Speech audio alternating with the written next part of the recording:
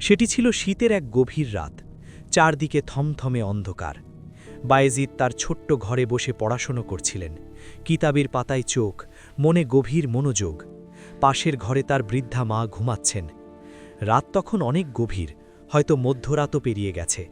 হঠাৎ পাশের ঘর থেকে মায়ের গলার আওয়াজ ভেসে এলো, বায়েজিদ, বাবা, একটু পানি দে। বায়েজিদ সঙ্গে সঙ্গে কিতাব বন্ধ করে উঠলেন। মায়ের ডাক শুনলে তিনি কখনো দেরি করতেন না, কিন্তু ঘরে এসে দেখলেন পানির পাত্র খালি, পুরো ঘরে এক ফোঁটা পানি নেই। তিনি দ্রুত পানির পাত্র নিয়ে বের হলেন। শীতের রাত, বাইরে কনকনে ঠান্ডা, পথ অন্ধকার, কিন্তু বায়েজিদ একটুও থামলেন না।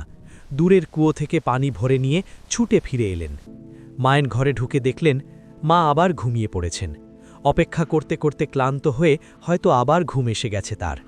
এখন বায়েজিদ কি করবেন? পানির পাত্র রেখে নিজেও শুয়ে পড়বেন? কিন্তু যদি মা মাঝরাতে আবার ঘুম ভেঙে পানি চান, তখন আবার কি বাইরে যাবেন? ততক্ষণে কি মা কষ্ট পাবেন না? এই ভাবনাগুলো মাথায় আসতেই বায়েজিদ একটা সিদ্ধান্ত নিলেন। তিনি মায়ের পাশে দাঁড়িয়ে রইলেন, হাতে পানির পাত্র নিয়ে। ভাবলেন মা যখনই চোখ খুলবেন যেন সঙ্গে সঙ্গে পানি পান, মায়ের মুখে যেন একটু কষ্টের ছায়াও না পড়ে। এভাবে কাটতে কাটতে ভোর হয়ে এলো। পূর্ব আকাশে আলোর আভাস দেখা দিল, পাখি ডাকতে শুরু করল। আর ঠিক সেই সময়ে মায়ের চোখ খুলল। মা চোখ মেলে তাকালেন, দেখলেন তার ছেলে সারা রাত ধরে হাতে পানির পাত্র নিয়ে তার পাশে দাঁড়িয়ে আছেন। ছেলের চোখে ঘুম, মুখে ক্লান্তি, কিন্তু ঠোঁটে একটু হাসি। মা কিছু বলতে পারলেন না, তার গলা বুঝে এলো, চোখ দিয়ে দরদর করে পানি গড়িয়ে পড়তে লাগল। এতক্ষণ ধরে ছেলে এভাবে দাঁড়িয়ে আছেন শুধু তার একটু সুবিধার জন্য, শুধু মায়ের মুখে একটু হাসি ফোটানোর জন্য। মা কাঁপা কাঁপা হাতে ছেলের মাথায় হাত রাখলেন, দোয়া করলেন মনের গভীর থেকে। বললেন, আল্লাহ তোমাকে কবুল করুন বাবা, তুমি আমার গর্ব।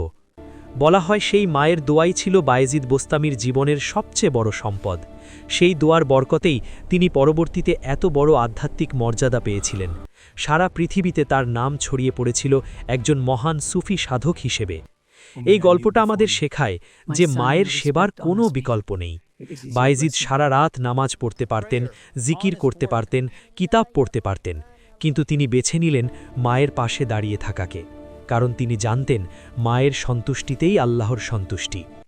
একটা রাতের সেই নীরব দাঁড়িয়ে থাকাই হয়তো ছিল তার জীবনের সবচেয়ে বড় ইবাদত।